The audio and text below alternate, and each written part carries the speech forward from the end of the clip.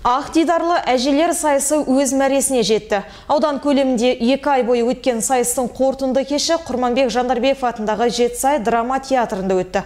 Жетісай аудандық әжелер алқасының 10 жылдығына орай өткен жарыстың жеңімпаздары анықталып, құшақтары гүл мен алғысқа толды. Әже өнегесі ғасырдан ғасырға жеткен ұлттық тәрбиенің сарқылмас қайнар көзі.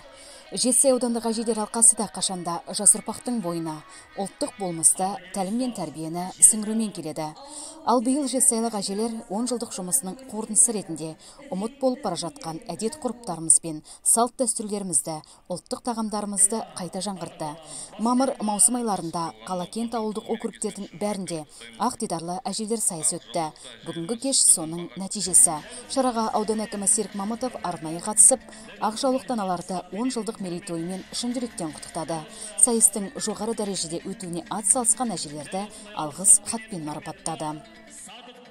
Сіздерді ауданымыздың әжелер алқасы құрылғанына 10 жыл толу мерекесімен шын жүректен құттықтаймын. Ақ жаулықты әжелеріміз біздің баға жетпес байлығымыз. 10 жылдық мереке қарсаңында қала, кент және ауылдық округтерде ақ дидарлы әжелер байқауы ұйымдастырылып, ақ жаулықты әжелеріміз ұмытылған салт дәстүрлерімізді қайта жаңғыртты. Сіздерді бүгінгі мерекелеріңізбен құттықтай отырып, дендеріңе саулық, отбасыларыңызға амандық тілеймін. Мерекелеріміз құтты болсын. Сайыстың ережесі бойынша әжелер 4 шарт бойынша өзара бақ сынасқан болатын. Әділді қазылар алқасы әжелер ұсынған ұлттық тағам түрлеріне ғана емес, оның қандай жолмен жасалғанына, дәміне де айрықша мән беріпті. Басымдық бергеніміз ең біріншісі ол қазір ұмыт болып кетіп бара жатқан біздің әдет салт ғұрыптарымыз. Ең бастысы сол критерий. Өйткені әу демейтін қазақ жоқ.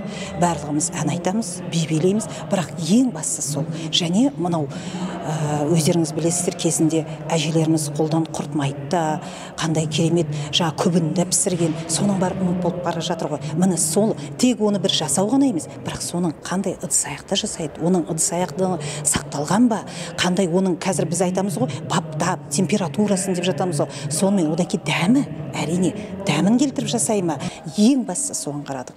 Біздің қазақ ұлтының ұлттық өзіміздің салтымыз және ұлттық дәмдеріміз.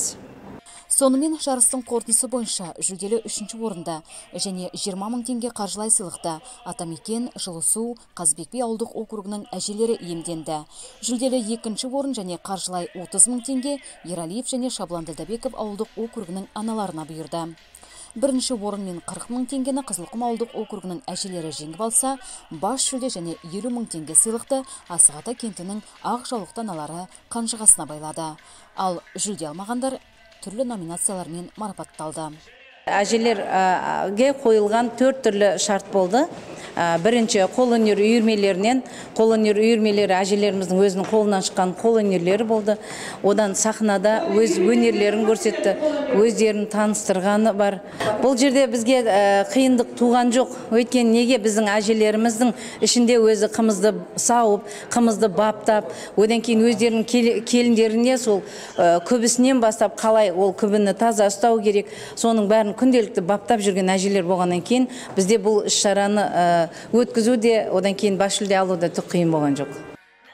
Осылайша асыл аналарымыз қашанда ұлттың ұйытқысы, тәрбиенің қайнар көзі бола алатындығын тағы бір мәрте паш етті. Ал мұның бәрі аудандық әжелер алқасының төрайымы Айжамал Қоңырбаеваның ұрпақ тәрбиесі жолында атқарған тынымсыз еңбегінің жемісі мен жеңісі дер едік. Әсем Жұмалиева, Қуаныш Өлбекұлы, ақпарат Жетісай ауданы.